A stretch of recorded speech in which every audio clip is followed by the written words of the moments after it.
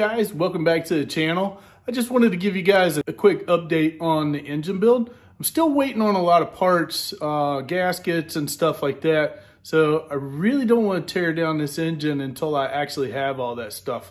The oil pan is actually cracked on one of the corners. So I ordered a new oil pan, and that won't be in until probably later this week coming up. So just wanted to give you guys an update. Let me switch the camera around. Let me show you what I've done so far. I did a little bit of off-camera work here. So it's kind of nasty, but I'm going to show you anyway. Let's see. All right, so as you can see, I've got manifolds off. I've gone ahead and tore the water pump and everything off. I actually have the puller to get the harmonic balancer off. I just haven't done that yet. I think we're going to do that next weekend. Yeah, so I've done a little bit of cleaning. I've got the intake manifold ready to come off.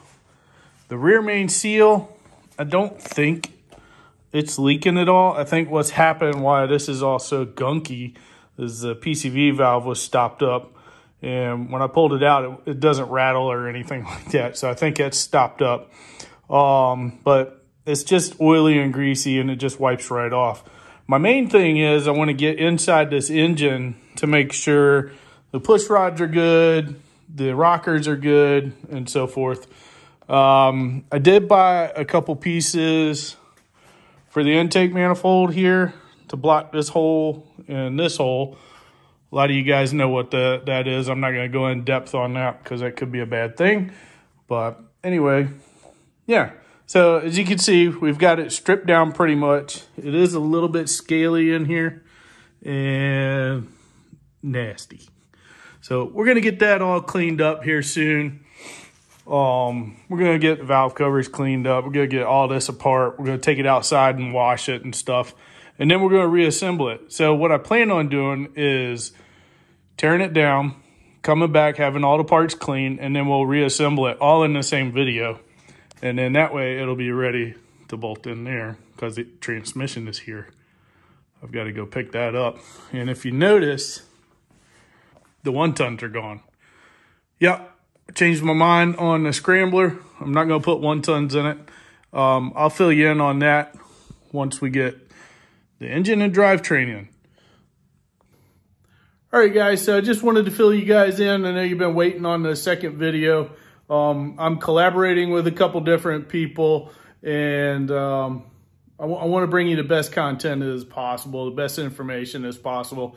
And I didn't feel like this week was the right time to do that because I didn't have everything. LSX, Adam, he's actually going through my harness as we speak.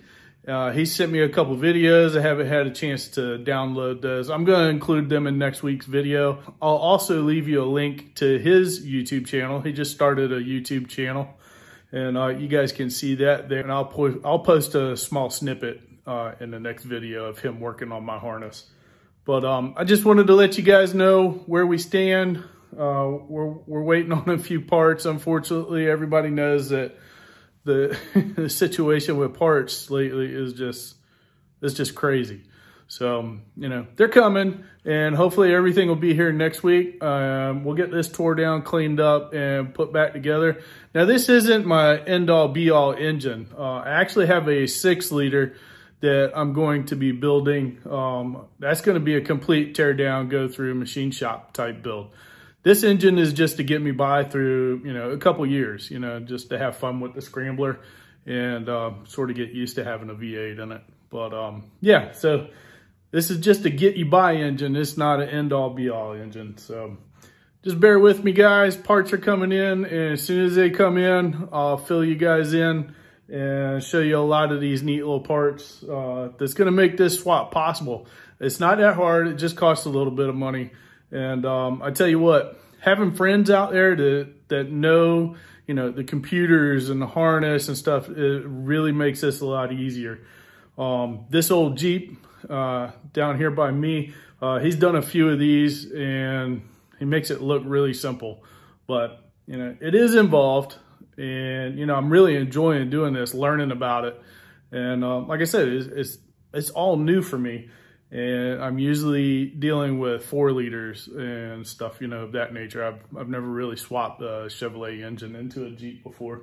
And I think I'm really going to enjoy it. Yeah. So anyway, thanks for tuning in and watching. Sorry there's no video on the teardown this week, but I just wanted to let you guys know and fill you in on what's going on. So once I have all this stuff and all the information that I need, we'll definitely make a video, and I want to make sure everything's right for you guys. So don't beat me up too bad. Please like, subscribe, and share, and we'll see you next week. Thanks, guys.